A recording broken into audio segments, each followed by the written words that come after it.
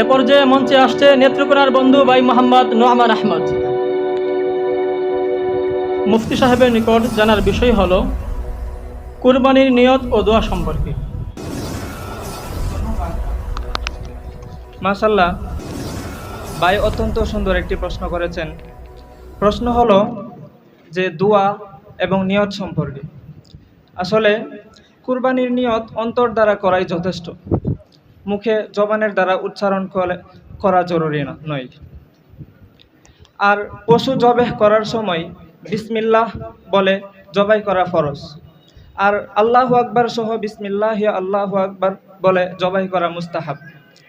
আর রাসূল সাল্লাল্লাহু আলাইহি ওয়াসাল্লাম হইতে বর্ণিত হইয়াছে যে যখন কুরবানির পশু শোয়াতেন তখন তিনি এই দোয়া পাঠ করতেন, আল্লাহুম্মা ইন্নী ওয়াজ্জাহতু ওয়াজহিয়া লিল্লাযী ফাতারাস সামাওয়াতি ওয়াল আরদা আলা মিল্লাতি ইব্রাহিমা হানিফা ওয়া মা আনা মিনাল মুশরিকিন। ইন্না সলাতি ওয়া নুসুকি ওয়া মাহইয়ায়া ওয়া মামাতি লিল্লাহি রাব্বিল আলামিন।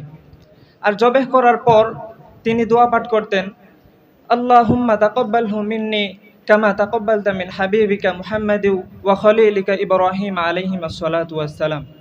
আশা